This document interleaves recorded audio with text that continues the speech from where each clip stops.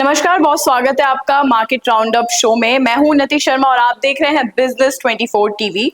आज शेयर बाजार ने हल्की बढ़त के साथ क्लोजिंग दी है। निफ्टी ने करीब निचले स्तरों से 100 अंकों की बढ़त के साथ क्लोजिंग दी है। वहीं बैंक निफ्टी ने भी निचले स्तरों से 500 अंकों की बढ़त के साथ क्लोजिंग दी है। इस पर चर्चा करेंगे हमारे खास मेहमान प्रीतम सरदार के साथ। सर, आज की इस बढ़त को आप किस नजर से देखते हैं? निफ्टी बैंक निफ्टी आज देखिए कि बढ़िया मोमेंटम रहा है और अंत होते होते थोड़ा सा नीचे आके क्लोजिंग देखने को मिला है। जैसे कि मुझे दिखाई दे रहा है अभी निफ्टी का क्लोजिंग आया है 23,980 के आसपास। एक क्लियर रेजिस्टेंस दिखाई दे रहा है 24,150 से लेकर 24,200 के आसपास। अब जो ग्लोबल डेवलपमेंट्स है, रिसेंटली आरबीआई का कुछ स्टेटमेंट्स भी आया है और ऊपर से जो करंट अकाउंट डेफिसिट है, अब लास्ट क्वार्टर का भी मैं देख रहा था जो 7.1 बिलियन के आसपास सरप्लस आया था। लेकिन इससे खुश होने का ज्यादा मतलब नहीं होना चाहिए खुश, क्योंकि अगर आप सर्विस सेक्टर एंड जो रेमिटेंस इंडिया में आता है उसको अगर हटा दें तो हम तो लगभग 25 बिलियन के आसपास डेफिसिट में है। अब ऊपर से देखेंगे कि एफआईआईज ने जितना सेल किया हुआ है, पूरे तो सेलिंग ही चल रहा है। अब जितना सेल हुआ है उसमें से भी ज्यादातर सबसे ज्यादा जो सेक्टर में बिकवाली आया है वो आईटी सेक्टर ही है। मतलब ये हुआ कि इंडिया जो एक सर्विस जो सबसे ज्यादा एक्सपोर्ट करता है और उसी सर्विस जो इंडस्ट्री है उसमें भी जो सबसे दबदबा रखता है वो है आईटी सेक्टर। अब आईटी सेक्टर में भी आप देखेंगे अगर उन्हीं को अगर इतना पीटा जाएगा तो वापस से जब इंडिया का जो बात आएगा इकोनॉमी का, तो उसमें एक बड़ा मतलब कौशन तो मंडराते हुए मुझे दिखाई दे रहा है। तो ये जो सरप्लस आया है इससे खुश होने का कोई ज्यादा नहीं होना चाहिए।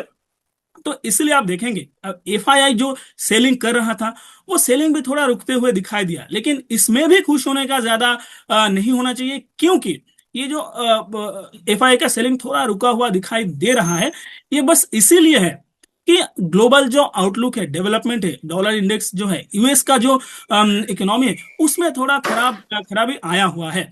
इसीलिए हम देख रहे हैं कि एफआईआई का थोड़ा बिकवाली कम हुआ है। तो इसमें खुश होने के वजह आपको कॉशियस होना चाहिए। तो जो जो मुझे अभी लेवल वाइज अगर मैं देखता हूं तो रिसेंट जो इमीडिएट रेजिस्टेंस आता है वो 24,200 से लेकर 24,150।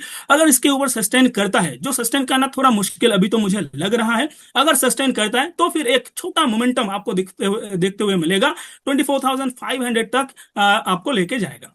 अब अगर सपोर्ट की बात करें तो 23,800 से लेकर 23,750 में इमीडिएट सपोर्ट है। अगर इसको तोड़ता है तो फिर निफ्टी आपको वापस से 23,600 के लेवल को भी टेस्ट करता हुआ दिखाई देगा। और यहाँ पे क्योंकि एक गैप भी रह गया है तो वो फिल करने का चांसेस बहुत ज्यादा लगता है।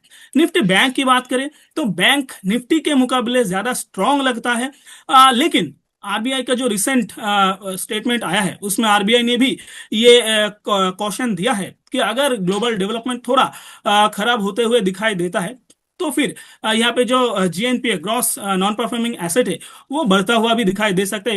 एफ वाई 28 तक जो आपको 3.8 से लेकर 4.1% तक भी आता हुआ दिखाई दे सकता है अगर ग्लोबल डेवलपमेंट्स थोड़ा खराब होता हुआ दिखाई देता है। तो अभी के लिए जो रिसेंट लास्ट ईयर का भी आप देखेंगे तो जो ग्रॉस एनपीए था वो 1.8% के आसपास था।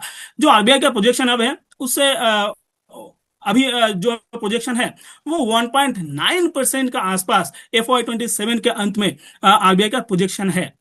तो इसीलिए देखेंगे बैंकिंग इंडस्ट्री थोड़ा आपको कॉशियस होना चाहिए। बहुत अच्छा शॉर्ट टर्म एक रैली भी आया था। लेवल की बात करें तो निफ्टी बैंक में आपको 58,800 में इमीडिएट रेजिस्टेंस दिखता है। इसके ऊपर अगर सस्टेन करता है तो फिर एक छोटा सा मूव आपको 59,200 59,500 तक आपको एक मोमेंटम देखते हुए मिलेगा। सपोर्ट की बात करें तो 57,050 से लेके 56,900 के आसपास एक सपोर्ट दिखता है। अगर ये तोड़ता है तो बैंक निफ्टी में भी आपको 56,600 का लेवल भी आते हुए दिखाई देगा। जी। तो सर आपका कहना है कि निफ्टी, बैंक निफ्टी की इस बढ़त से ज्यादा खुश होने की जरूरत नहीं है, अभी भी कॉशियस रहने की जरूरत है। ये एफआईआई की मुनाफा वसूली कम है थोड़ी, इस वजह से थोड़ा सपोर्ट नजर आ रहा है। कल के लिए अगर मैं पूछूं, कल के सेशन के लिए कहाँ इन्वेस्टर्स को किन स्टॉक्स पे, किन सेक्टर्स पे नजर रखनी चाहिए? जी मैम, देखिए, स्टॉक स्पेसिफिक जाना ज्यादा पसंद करूंगा, सेक्टर स्पेसिफिक ना जाके। वो भी इसलिए क्योंकि इंडेक्स लेवल पे एफआईआई का शॉर्ट अभी भी बना हुआ है, शॉर्ट नहीं बने हुए हैं। स्टॉक स्पेसिफिक एफआईआई अगर स्टॉक फ्यूचर्स में देखें तो वहां पे लगातार लॉन्ग पे सेलिंग आया, लेकिन सेलिंग बीच बीच में तो होते ही रहा है। जैसे कि मुझे दिखाई दे रहा है, क्लोजिंग आया है 992 के लेवल पे।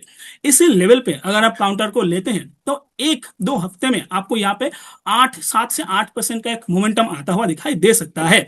यहाँ पे दो टारगेट रहेगा, एक इंटरमीडिएट टारगेट रहेगा जो आपको आएगा लगभग 1030 के लेवल पे, एंड फाइनल जो टारगेट रहेगा 1072 के लेवल पे आपको टारगेट रखना चाहिए। एक स्टॉप लॉस की अगर बात करें तो 938 के लेवल पे आपको मेंटेन करके जाना चाहिए। बेसिकली कहूं तो 5% का एक स्टॉप लॉस, उसके अगेंस्ट आपको 8 से 8.5% का एक टारगेट यहाँ पे आप लेके एक पोजीशन बना के जा सकते हो शॉर्ट टर्म के लिए। 2-3 हफ्ता अगर आप यहाँ पे टाइम देंगे तो आपको ये लेवल्स आता हुआ दिखाई देगा।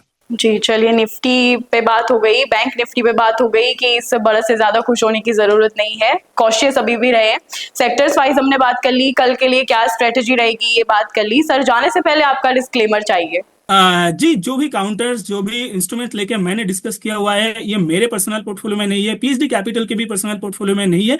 हो सकता है कि क्लाइंटों के पास हो, बहुत सारे न्यूज चैनल्स में मेरा रिकमेंडेशन भी रहा होगा।